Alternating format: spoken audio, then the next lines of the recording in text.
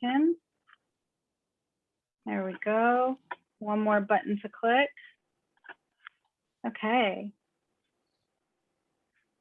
And there we go.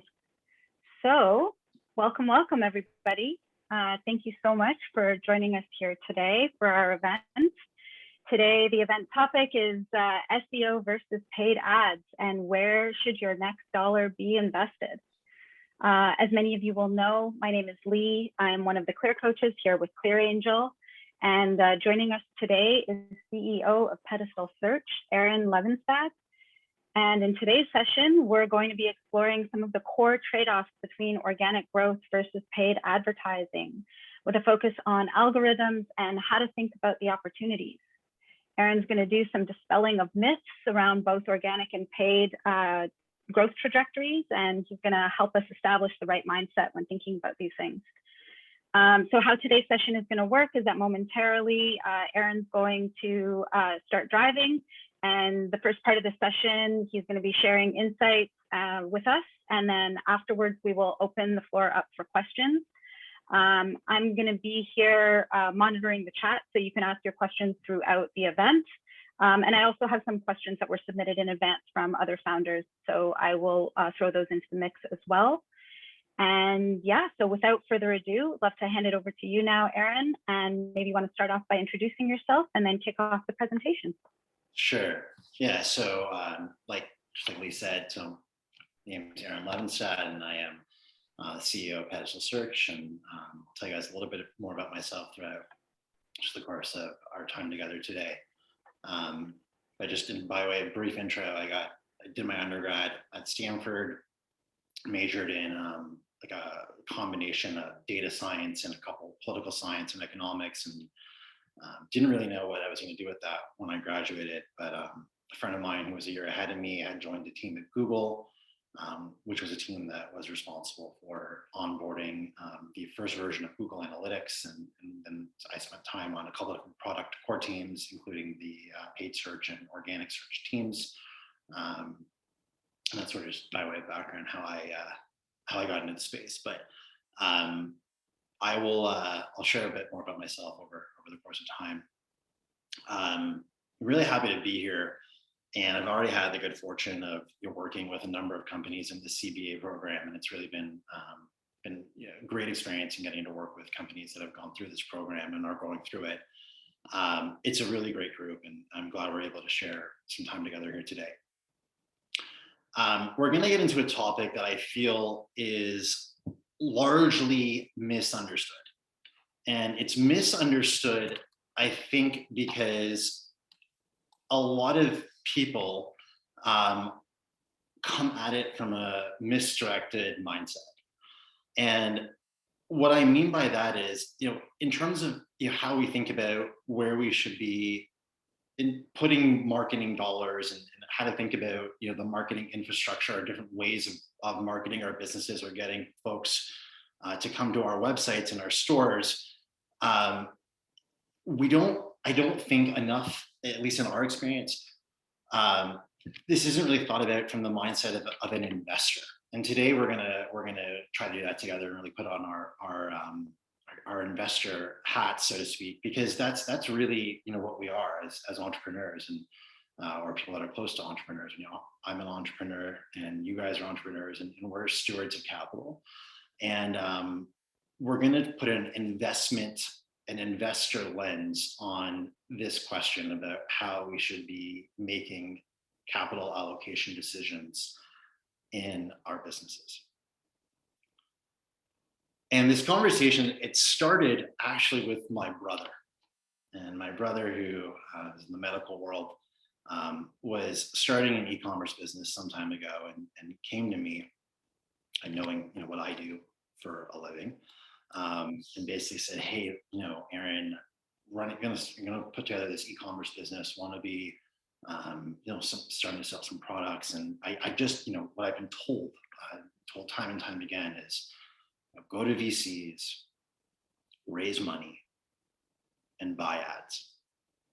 And that's how this works. That's the formula, right? Go to VCs, raise money, and buy ads. And basically said, what do you think? And I said, I think we should sit down and have a conversation. And it's that same conversation that I'm hoping to share with you guys today. The same conversation I shared with my brother when he had posed this and was in this idea, this mindset of, hey, like, go to VCs, raise money, buy some ads. And I'll talk a little bit about why I feel, given the movie that we see every day in our company at Pedestal Search, why this is misguided. And I don't believe that the advice that my brother received was like ill-intended. It probably came from a very good place, but I think it's misguided because it applies to a world that just doesn't exist anymore. That philosophy of go to VCs, raise money, buy some ads, that might have worked 10, 12, 15 years ago, but it doesn't work anymore for a variety of reasons. And I think Clearco is part of this mission in a different world where that formula just no longer works. So I'm going to, my goal today is really to kind of take this conversation that I had with my brother and going through the different elements of it and really just have that with everybody joining us today, and let's think through these issues. Okay, so let's get into it. What are we going to talk about today, right? So these are really the same ideas that I discussed with my brother, and traffic generation is really where this all starts, and then how do we go about driving traffic to our respective websites, and there's really call it okay, like, yes, there's more than these two options, right? There's paid ads, there's organic search, other things that you could do, right? You could put up billboards, you could take out television commercials, subway ads, but by and large online, like, these are the two options, right? You can buy ads online, or you can work to drive organic or free traffic to the website via organic search, right? So those are the two areas that we'll look at today, and the benefits and the drawbacks of those investments. Then we'll think about this idea of this investor mindset that I've referred to a couple times, and really how to, if we're putting on our investor lenses, how do we think about these two options, and what do they mean to us as investors and stewards of capital? Then I'm going to talk about a couple different what we call pillars in terms of how to go about and acquire traffic, and that's really production and distribution. I'll talk a little bit about that, and then we'll wrap it up with finding the right balance or homeostasis. So that's what we'll go into. Okay. So I told you guys a little bit about myself. I won't spend any more time here, but just a little bit on me. A little bit about what we do as a business. I also won't spend too much time here on this, but just to give you guys a quick sense. Okay, so this is, like I said, the name of the game, right? Because we've got great products to sell, we've got great businesses, we've got great value props, but we need people to be able to find us and to come to our websites, because without that traffic, the awesome products that we have never get seen. If they never get seen, they never get bought. And if they don't get bought, we have a business problem, right? So at the end of the day, this, what we're going to talk about comes back to this, is how do we generate traffic, interested traffic, over the course of time that's going to translate into sales and other important business objectives. I'm also going to apologize. I'm going to take some drinks here. I've been on calls all day, so I do apologize for that. I'm going to take a couple of water breaks as we go here. Okay, so like I said, we've got this dichotomy, right? We got a couple options here, right? And we can, either buy some ads, like that sort of mantra that I started off with, and that, the conversation I started sharing with my brother. And then there's the organic route, right? Which is really SEO and trying to work and do things to help drive traffic that we don't have to buy, right? That's the organic traffic motion. This is what we're gonna really get into today, is what kind of underpins both of these motions, what's really going on and what we're trying to do around both of these, and what are the inherent trade-offs as investors making investment decisions into one or both of these activities. Okay. All right, so we're going to start talking about ads, and I'm going to start here again. Going back to where we started. My brother isn't the only person I've had this conversation with. We have it quite often in our business every day. Maybe not every day, but a lot.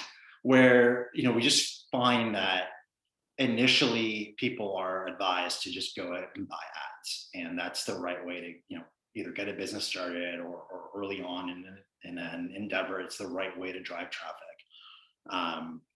And we're going to spend a little bit of time talking about this mindset and then really what's going on around this transaction. Okay. And to be sure, this is not, and if you guys have done this already, or if you're in the process of doing it, or if you've been told something similar, it's understandable, because ads sound very appealing, because there are at least these 4 reasons as to why they are very appealing, at least on first blush. Right? So we'll talk about each of these.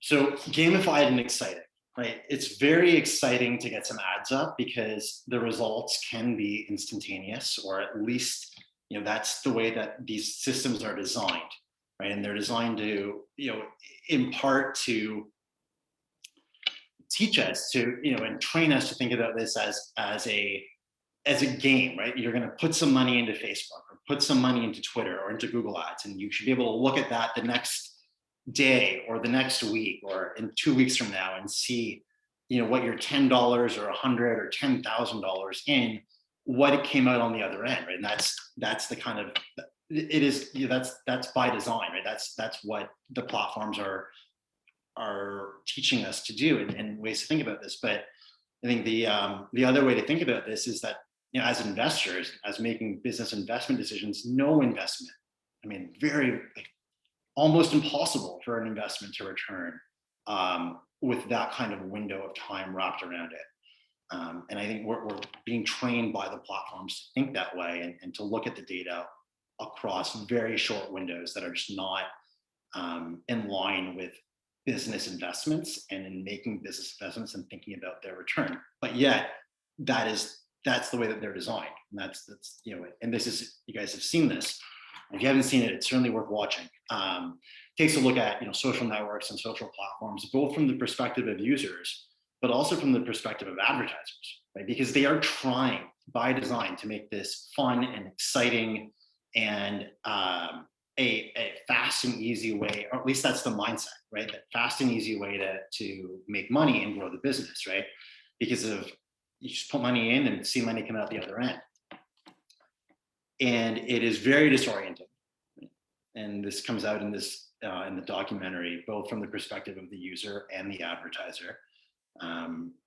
Again, very fun, can be very exciting, but there are drawbacks to that. And part of that is just the window in which we are thinking about the investment, and the time frame in which we're expecting the investment to do something. And I'll come back to this idea. I keep bringing this up about thinking as an investor. And George Soros, who's I think maybe other than Warren Buffett, is like up there, the same class of investor as Warren Buffett, or in that same category. And he's very famous for this quote. Okay. So something to think about there.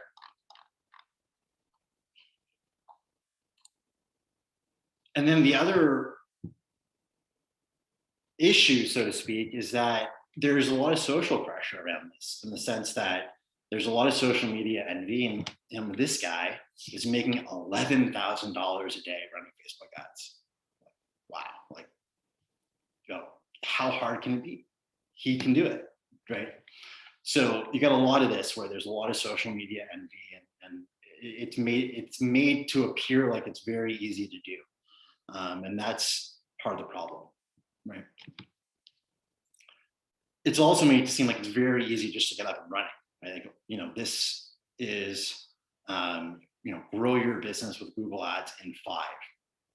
the implication there being in 5 minutes, you can be growing your business with Google Ads. And it's just that straightforward and easy to do. And as business owners, we all know that's not the truth. And I used to work on this product core team, so I hope that this webinar isn't being shared beyond the platform and the pillar that we're in here. But it is, this is part of it, is that we're seduced into thinking that it's just very easy to get these ads up and run them and grow the business.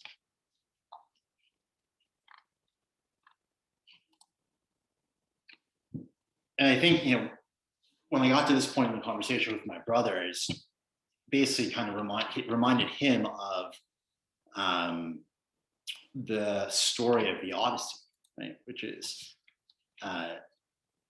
if we remember back to the story, it's this epic story about Odysseus, who's the king of Ithaca and captain of the Odyssey. And the story goes that after 10 years of fighting in the Trojan War, Odysseus finally embarks on this long journey home. And he's on this great adventure, kind of like the one that we're all on together. And he's on his way home.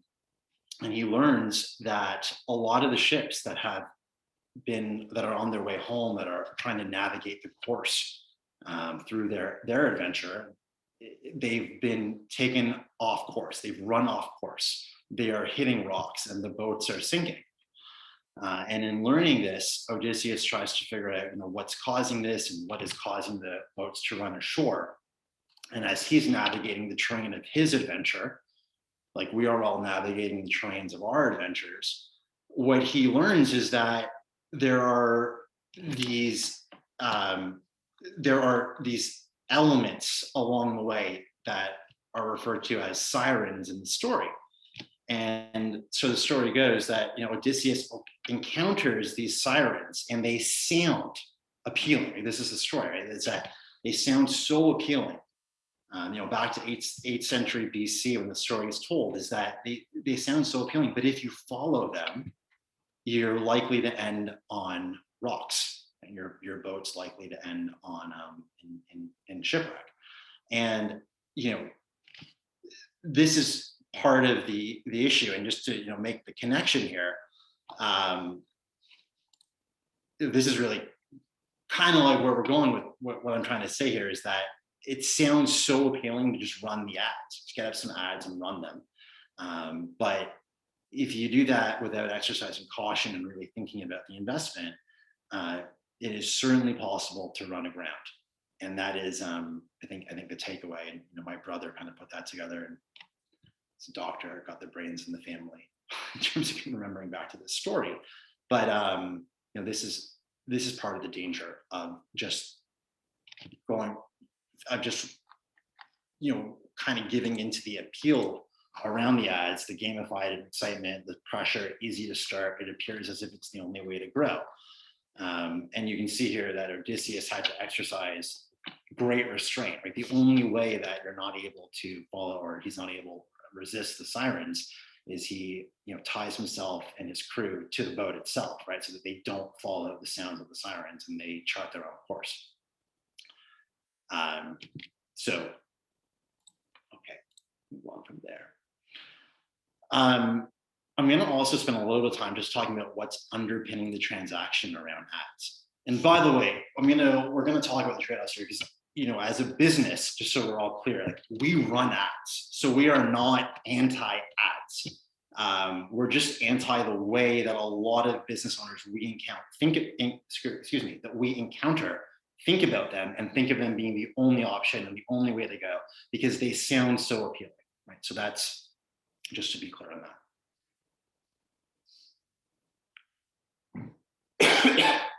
Okay, let's think about what's really going on when this transaction takes place, when we're buying ads.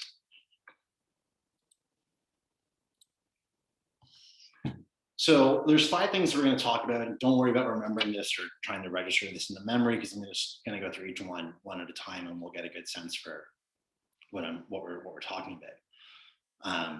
The first is really, the essence of the transaction, which is really renting land.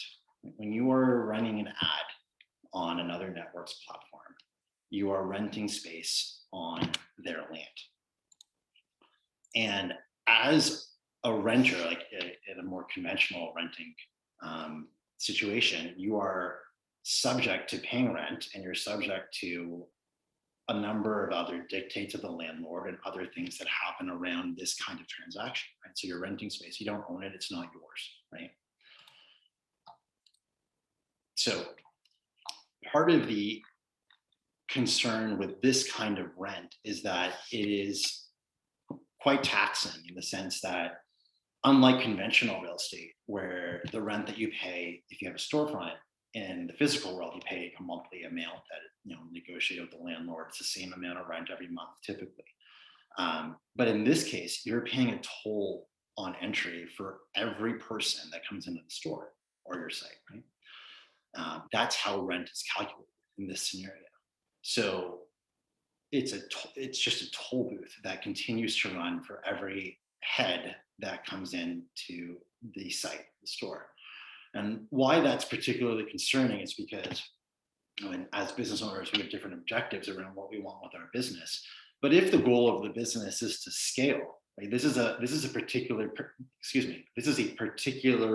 pernicious kind of rent, because it makes it very hard to scale. Because as the business grows and as you try to bring more traffic in, you're paying for each person that comes into the store on a per head basis, right?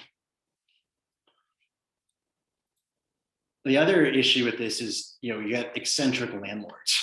So the idea that, you know, the rules can change at the whim of the landlord, the advertising methodologies can change, what's permissible can change at the behest of the landlord whenever the landlord feels like making a change. Right? That's as an advertiser, as a renter on that land, you are subject to those dictates. And just a recent example that we encountered specifically on this front, call it Eccentric Landlord. So this is a partner that we work with, a company. They sell clothes to short men. That's the business, right? They sell clothing to men that are below a certain height. And by and large, have historically built the business and built their acquisition motion, their customer acquisition motion, on Facebook ads. But Facebook has recently made a change for privacy or whatever reasons that no longer allow advertisers to target by height. This is a big problem for this business, right? Because the entire acquisition motion is built on that. And now you've had EL, Eccentric Landlord, has made a decision for whatever reasons that no longer allow that. And it's a problem, right? So they're dependent on this channel and quite dependent on it, and have now been it's basically not an option. Another thing that can happen, this is more broad, but if anybody's been sort of following this in the news recently, is that there've been a number of big announcements, specifically with Chrome, Google's web browser, which is basically going to eliminate third-party cookies, right? And the tracking that goes along with that. And why is that relevant to this conversation? It's relevant because third-party cookies are the fundamental modality around retargeting, right? So if anybody's running ads, if you don't know what I'm talking about, ask me at the end of this. But basically, the way that retargeting works is once a user comes to your website, and then if they don't purchase, or even if they do, when they leave, you can retarget them with ads, right, and bring them back to your website, back to your store. And that's valuable as an advertiser, because as an advertiser and as business owners, we know, and I mean, the CPC data, the cost per click data support this, is that it is way less expensive to bring a user back to your website than it is to go and advertise to a net new user. So putting all that together, the impact of this change is that it makes it way harder. It's actually not fully rolled out yet, so we don't know the exact implications, but it is likely going to make it way harder to retarget and run ads efficiently through the retargeting application, which then means that advertising costs go up, right? So cost per acquisition goes up because advertising costs go up. So part of the issue, just to tie this all together, with this eccentric landlord dictate is effectively the rates go up, ad costs go up, right? And that's, you get in a marketplace that's governed by both market dynamics and eccentric landlords. So the eccentric landlord, we just looked at a couple examples, and the market dynamic is, just effectively a part of the market function, which is as more folks enter the market, enter a specific market space, by nature, that market gets more expensive just because there are more people in it. There are more credit cards active on that target, right? Just by the nature of having more participants, it gets more expensive. And that can also be a big problem, because if, as a business owner, you've been running ads and have been dependent on a specific cost per acquisition that's reasonable and affordable for the business, because of either eccentric landlords or because of market dynamics, that can change very fast. And we see that all the time. So this is part of the concern there. And then there's the situation where you just decide to switch ads off, right? Okay, like we've been running ads for however long on whatever platform, Facebook, Google, Twitter, Pinterest, and we're just, hey, like, whatever reason, not working out anymore, or we want to try something different, we want to sponsor an event, whatever it is, you just decide to switch the ads off, right? So when you switch ads off, that's it, right? So you could have been running ads for years with a platform, and when you decide to switch it off, there's no residual anything. You're not left with anything. Right? You're just not running ads anymore. You're no longer a renter on their property, right? So there's nothing left. And that's an issue, going back to our, one of the concepts that we are talking about today, which, as an investor, as a business investor, and as other business investors have noted, this is an issue, because you've invested or put all this money into an ad spend, but you've created no moat around the business. There's no brand building, there's no brand equity that's been built through this, right?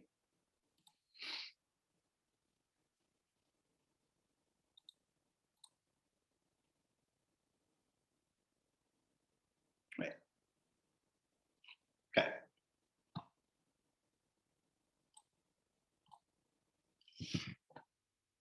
So now we're going to switch. So I've spent enough time berating ads, and there are benefits to ads, which we'll get to after. I'm not suggesting ads never have a place, but I am suggesting that these things that we're talking about today, because of the reasons that we started off with, and the gamification and the excitement and the social media envy, they're just not thought about, at least in our experience. And also, what's not thought about is really what's going on around organic search and the organic search motion, and what are you really doing when you're investing as an investor in organic search. And a huge part of that motion, and going back to Buffett's point of, hey, you got to, like, as a business owner, he's an investor and he wants to invest in a business that has a moat. And as an investor in our own businesses, we should be thinking about this, right? So SEO is really this, right? SEO is the exercise of tilling the land, plowing the land, doing things to the land that help create moats that protect the economic castle that we're all working on building or have built. And the moat does a couple of things, right? It protects, and we'll talk more about this with some examples that we'll go through together, but it protects the economic castle, and it also lets in traffic in a way that is not taxed per head, right? Because that traffic can come in because it's found your business on organic search, which is not, it does not tax per head, right? It's a free entry. Okay. So the benefits of SEO, right? Talked about some of this already, and we'll go through this in a little bit more detail here. A different way to think about this, and why organic search matters, and some of these things are very straightforward, I think, off the, just on first blush. Others are perhaps a little bit more nuanced. The credibility point, I think, is one that's often not thought about. where the actual motion of building that moat and building your brand in organic search has a huge credibility implication. So if somebody is searching for your product or they're searching for something that's not your brand name and you come up at the top of the organic search, like that's a huge ping of credibility, rushes the mind of the viewer with credibility. And then that does things like this point, where even if you're running paid media and paid marketing, what we've found, we've seen this time and time again, is that the dollars that are being spent on advertising go way further, because your ad on Facebook or Twitter or Snapchat or Instagram stories might introduce the user to the concept, to your business. But then when they go and run something similar on Google or a product that you saw on Google and you come up, that second credibility rush, your ads go way further, your conversion rates go way higher. And that allows for, again, a lot more scalable growth, even if you're doing ads in tandem with SEO. Okay. Just a couple quick points here, just so you guys can see a couple examples. So this is an example of a business that sells heating equipment. That's their business. Sale of heaters and heating equipment. And you can see here through SEO initiatives, they're ranking first, second, and third on one of their core product offerings. All real estate that they effectively own. Not that simple, because you can lose organic rank. So I'm simplifying this a little bit, but it's not like somebody can just come in with a credit card and distort them. It's not like an eccentric landlord can pass an ad policy initiative that hurts them. They're protected. There's a moat, right? So they have this rank, and you can see this is their increase in sales over time on a percentage basis from this organic traffic driving motion and the incumbent moat that surrounds it.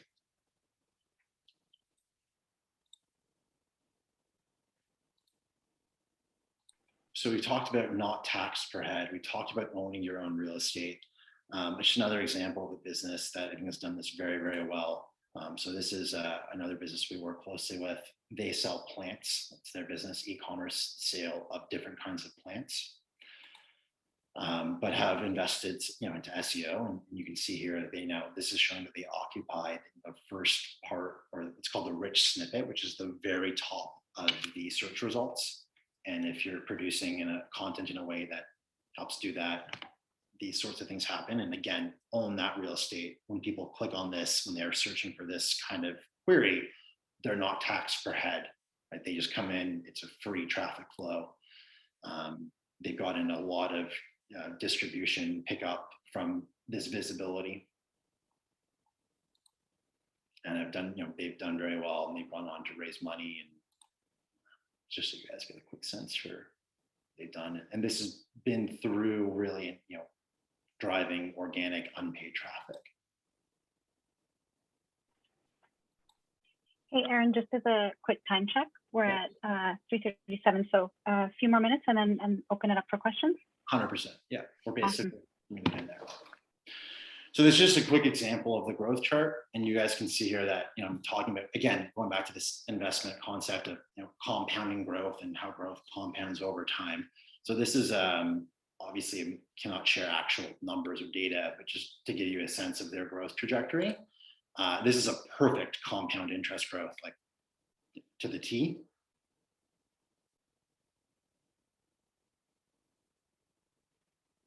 And not an investor, but pretty good mathematician, and thinking about compounding interest and compound, which in compounding growth, which is how SEO works, because you're compounding on previous efforts. You don't lose the rank you had yesterday. The rank you had yesterday is augmented by the rank you get tomorrow, hence the compounding nature of that growth.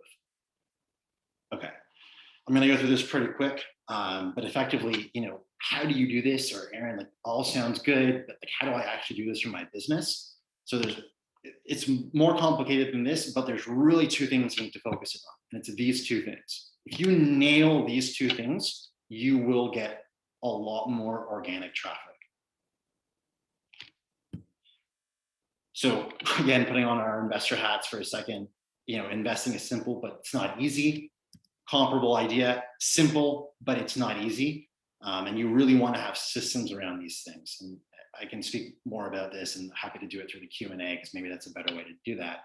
But the idea that you really want to have systems driving these things because they are business processes. The same way that the conveyor belts or manufacturing arms around products that are being sold through your businesses, there's a business process around that. You need to have a business process around these things. We spent a lot of time thinking about that and have developed two core business processes that we work with, with our partners on, one on production, another on distribution. Just basically, how do you do this properly again and again so that it's treated like a business system?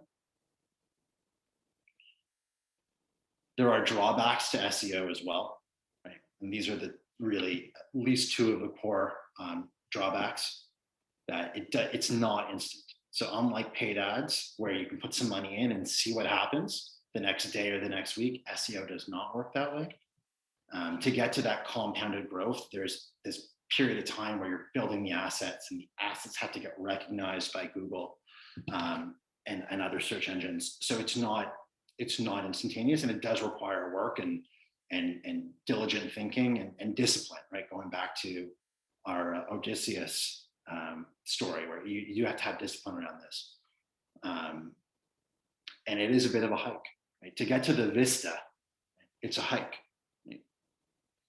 And when we're asked and when we're talking with potential partners about this, and one thing that we'll say is, like, you have to be okay with the hike, because it is a hike to get to the vista. The vistas are beautiful, but you got to be okay. You got to be able to invest. You got to be open to that to get there. And if that's not the case, then it might not be the right path for you. The other question we get a lot around this is, okay, if we're comfortable with the hike, when should we start the hike, right? And the answer to that is, again, I'll go back to our investment metaphor or analogy that we're using today as investors. Is it's really the sooner the better, because the way that SEO works with compounding interest and compounded growth, it is, going back to our best investor in human history, time in the market matters more than timing in the market. The idea there being that doing SEO, however it's being done, as long as it's being done in a process and systematized way, doing it again and again, is spending your time thinking about that.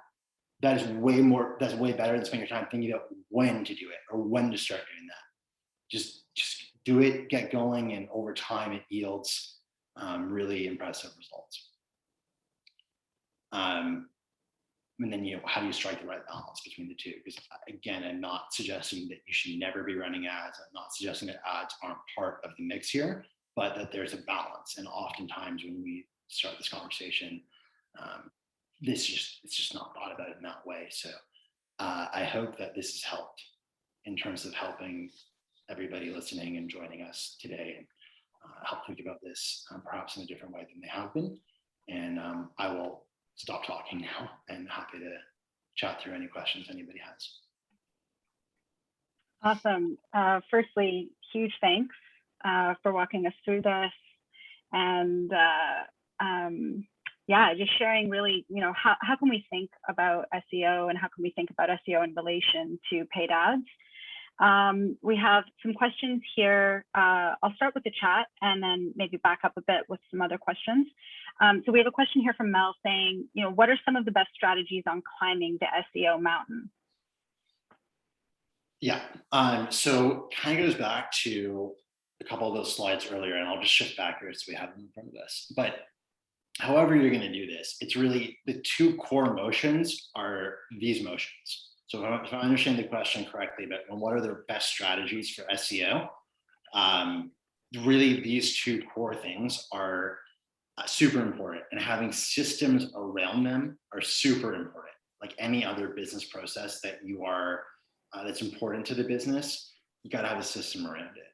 So production and distribution and running these motions is probably the most important thing that you can do. There's other stuff that's involved, like technical SEO and link building and link spam monitoring, and there's some other things. But these two core things are super important. which is why we've spent so much time thinking about like, how do we systematize these processes and how do we make sure they get done.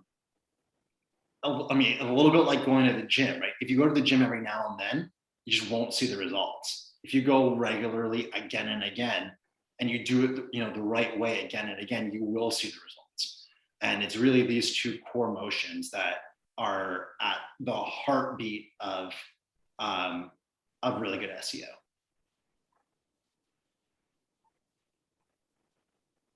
Great. Well, says thanks here in the chat.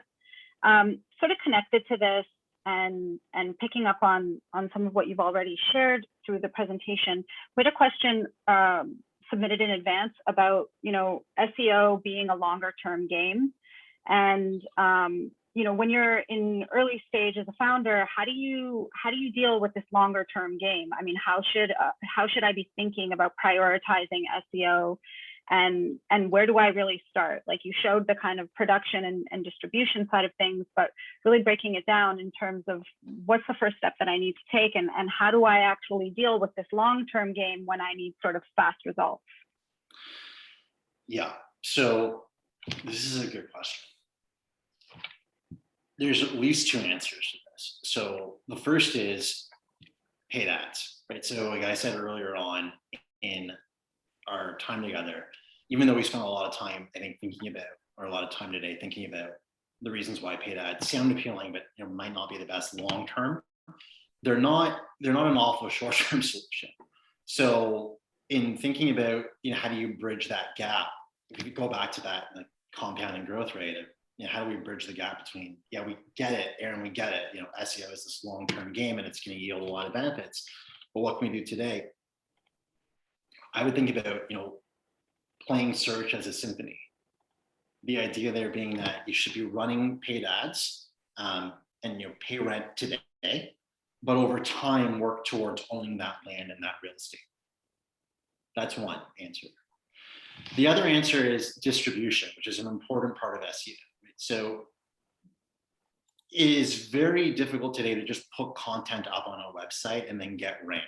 So thinking about how you can run this motion, with efficiency and at some scale, how do you get the SEO-driven content that's going onto a website out to the appropriate audience so that it gets shared and discovered and linked back to the website? Something that we spent a lot of time thinking about, and it's something that I would encourage any business owner to think about, especially in the short term, because you will get some short-term bursts out of this, in the sense that if you write great content and optimized content that gets shared, you'll get sales benefits from that. Like we've seen partners that have gotten picked up by news outlets from this motion, that have gotten a lot of links back to their website that can have an immediate or shorter term pickup on their results and on traffic and sales. So think about how you can really get your material out there. That would be another strategy I'd recommend for kind of bridging that gap. And there's a couple. I'm going to come to the questions in the chat in a sec, but there's another question here around. So if you want to hire somebody external to do this, I think there comes a point where there's this question of, do I do this myself or do I hire somebody?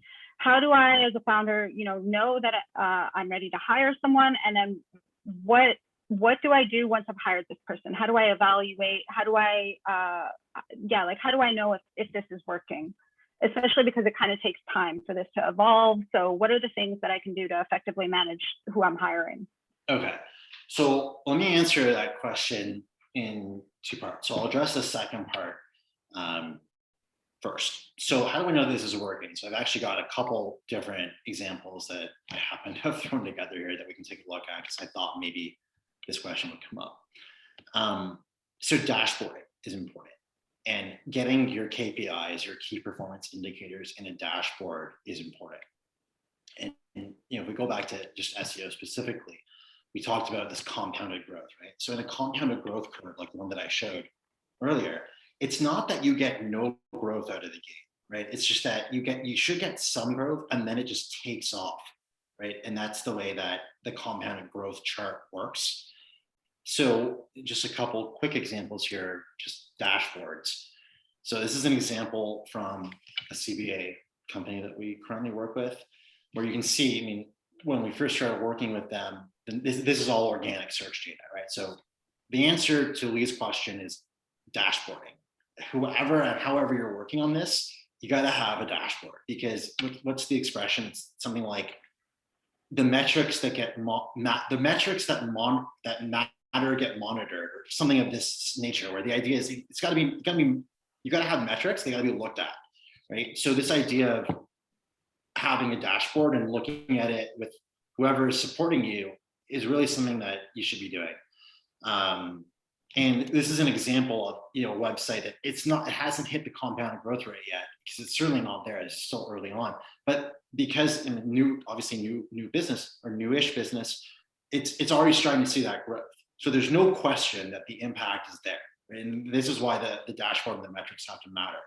The other thing that you can do, depending on your ultimate objective, and this is another CBA company that we're working with, is we're dashboarding it and tying it directly into their core metric, which is this: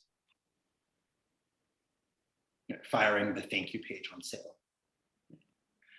So, we're seeing some great things like bounce rate dropping precipitously, which is a sign that the right kind of traffic is coming in a lot more than it had been from the right kind of searches, which also matters. It's not just quantity, it's quality of the traffic. So this is showing market improvement in quality. And we're seeing how that improvement in quality is feeding into this core objective, their sales objective, and that's right in the dashboard. Right? So dashboards, KPIs, and regularly monitoring. And it's not that you won't see any growth before you hit the compounded piece of the curve. It should just get better and better. And that's I think that's the best way I can answer that question. Okay, great. We have a question here in the chat around, is Fiverr or something like Upwork good places to start for content creation? And do you have thoughts on that? This is a great question. So you've seen this movie a lot, where we'll get potential companies that are interested in working with us come to us, and they've gone through this Fiverr, Upwork. I've not yet heard a good experience. I'm not suggesting that it does not exist. I just never heard one. I think that you end up spending so much time, at least from what I've heard in the movie that I've seen, when this is, hey, we tried this, and you spend so much time managing and figuring out the Fiverr person, and they were doing it and they're not there anymore and they don't respond, and you just spend so much time overseeing and managing that, and the quality, if you do get anything back, it's just not going to work if you really care about organic search, because it needs to be like good quality. So I just haven't ever heard of a good experience doing it that way. If anybody has a different experience to share, I'd love to hear it. I've just never heard of it. Never heard of it actually going well. Yeah, not sure if anybody does have an experience they want to share. Just looking at the chat here. While we wait and see if anybody does want to jump in on that question, do you have other recommendations around good places to start for content creation? If this isn't kind of place where you're seeing good results, do you have other thoughts here? I think Lee, it goes back to your question of it goes, your question around, well, how do we want to do this and tackle this as a business? And I think if you care about search today, right, and you care about your search discoverability, you can figure out how to work with an external person or team that does this really well. And that's option one. You can try to hire it internally, but there are serious drawbacks of that. I'll just share again from some of the experiences that we've heard is, trying to recruit, find that person. It's hard, and it's very time consuming, especially if you haven't done it and you don't know how to hire or manage for this. can be very challenging. It's also expensive. So those are some of the drawbacks, and it also requires a team. It's not just like to do SEO properly in 2021, mid 2021. It requires more than one person. You've got to have different people with different skill sets. So, you know, if you had a large budget and wanted to invest in making those hires, it's an option. But those are some of the trade-offs. I just have a follow-up question then. Jump in. Yeah, Eric. thanks, Aaron. I guess my fault would be then if we're working with someone, which we actually were looking at doing, what's a good timeline for SEO? I know, you know, it's a long-term game, but say you're, for example, you're putting in, you know, $3,000 a month with an agency. What should be a reasonable time to give them for some kind of result, I guess, before you know, move along to something else, maybe? Yeah. You're asking like, what would be a reasonable amount of time for you, Eric, to give the agency to kind of showcase their capability? Is that the question? Yeah, seeing that it's a long-term game, it can be hard to judge, right? So you have the dashboard, I guess, just seeing the metrics kind of go up in the proper direction. Is that just like, if you know, if there is a mix, for example, the agency we're hiring, there's a mix of ads and SEO creation, and they really want to get our searchability on Google, for example, a lot better. So they're really focusing on SEO. So we understand there's going to be a long term or a longer term to this, but we're new with this company as well. So we just want to have an idea of like, when's a good time? How long is a good time, I guess, to give them to get some sort of result? Yeah. I don't know if there's a good answer to this question. Yeah. I'd probably say like, you gotta give them at least 6 months. Yeah. Maybe more than that, but that's probably reasonable. Alternatively, then, is there red flags that before the results? Is there anything to be like, yeah, that's a red flag, might not be a qualified agency or whatnot? Yeah, like if you're not seeing, I mean, I could shift back really quick here. Okay, so, you know, if you're not seeing this kind of, hey, like over time, this kind of pick up, right? Then that would be a red flag. On the other hand, you don't want to like drop off here or here before this happens.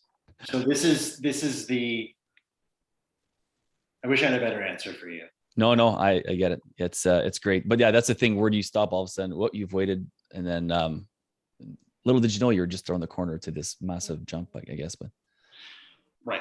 And I think, you know, if you saw some of that, you know, some of those indications, and I think you can think about search as a little bit like a flywheel. And just cognizant of time areas. I know we only have about 3 or 4 minutes left together. Yeah, but sorry. You know, if you see your search visibility, your impressions go up, and then you see your traffic go up, and you see that traffic, you know, even if it's not, call it like full tilt, but you're starting to see the impressions, traffic, productive action, sales. That's the circle, right? And that flywheel starting to move. That would be a good sign. If you're not seeing that, conversely, not a good sign. Okay. Thank you. Continuing, we only have a couple minutes left here, and there's been a bunch of reactions in the chat, but sort of tied to this last question, it was asked specifically of Pedestal Search, but maybe we can make it a bit of a bigger question here too. What kind of budget then is reasonable to be working with, you know, the SEO external hire that you're going to make, whether that's Pedestal or another agency you're working with? Yeah, I'm sorry. What's a reasonable budget for your SEO specifically, or ad buys, or? The question was specifically, what kind of budget would we need to work with you at Pedestal? But what kind of budget would we need to work on, you know, SEO with who you're hiring? Yeah, this is also a very good question. So when we start with a partner, we'll actually do an economic analysis to help understand how SEO is going to impact their business. And we won't typically start with a partner before we do that, because we want to make sure that the investment being made translates into economic results for the business, right? And we do that for 2 reasons. 1, the business should know that. And 2, for us, because we want to enter into a relationship where there's a high probability of it being a good long-term partnership, and the economics have to be there for the business. So that's, you know, that should happen, in my opinion, before a partnership is entered into. You know, the question around the budget is also a tough one. I'd say like if probably like minimum $1,000 a month. Going lower than that, I think is it's probably tough to do too much. I mean, it could even go lower and just pull on a couple little cords, but I think that's probably not a bad. Just if I'm going to throw a dart, but again, it's got to be tied to the economics of the business. Great. Well, thank you, Aaron, for your time. This has been awesome. Any closing thoughts that you want to share? Parting words for our watchers and attendees? I think just this idea, think about this like an investment, and I know we just tried about budgets and talked about, minimum versus obviously your budget can go much larger than that. It's just a function of how that fits with the economics of the business. And I think just we should all strive to think like investors, and I hope that this has been helpful. Awesome. And if you would like to connect with Aaron, please check out the new SEO pillar in your dashboards. There's a form there that you can fill out. And it has been fantastic having everybody here, and big thanks to everybody attending, as well as huge thanks to you, Aaron, for taking the time to share with us today. Happy to be here. Happy to be here. Okay, bye for now, everybody. Have a great day, guys.